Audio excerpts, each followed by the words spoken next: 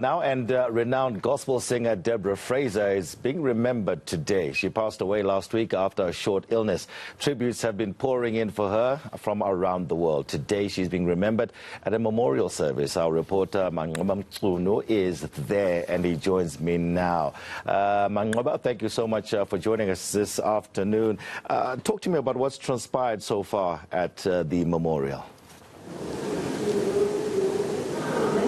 Well, Tony, that memorial has not started just yet. In fact, we're told that it might start around about 4 o'clock this afternoon. And of course, we're expecting to hear quite a number of people paying tribute and their respects to the renowned legend of gospel here in the country, Deborah Fraser. Of course, her death has been quite a shock to many people who really followed Deborah Fraser's career. And of course, many of them sending tributes to her family. We've seen the pouring of love over the past few days. But just a bit of history about Deborah Fraser. She hails from here in KwaZulu-Natal, and she was born and bred in a township known as KwaMashu, which is just north of Durban. And so this is where her music career really started back as she grew up. We do know that she used to perform in school as well, in a choir at school, and she used to sing gospel. And so this is where really all started here in KwaZulu-Natal. And so she was a person that was really loved here by many. She had many fans here in KwaZulu-Natal and people that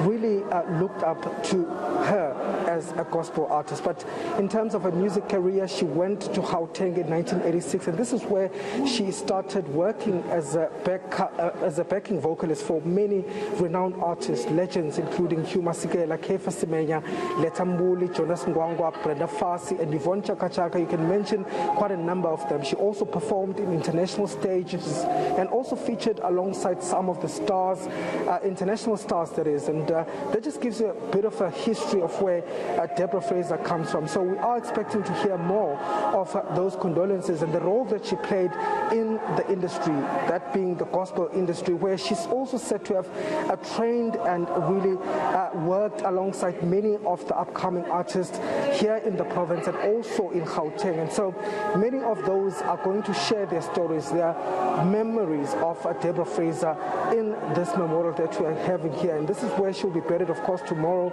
here in KwaZulu-Natal. I'm seeing a little bit of equipment right at the back there. Are we expecting any performances from some of the artists that she may have collaborated with in the past?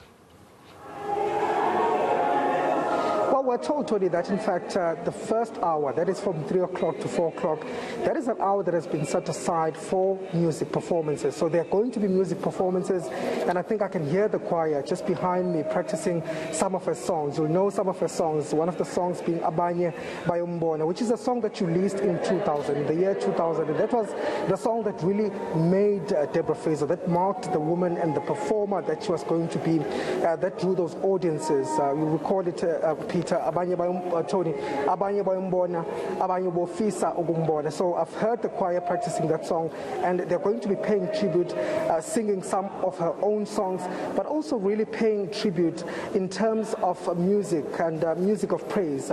Music was known as a music that really preached to people, music that really healed people. So we are expecting to hear similar sort of, memories and, sort of the performances that are going to be playing here this afternoon, really paying tribute to the person that she was and a person that really made a lot of contribution to the gospel fraternity.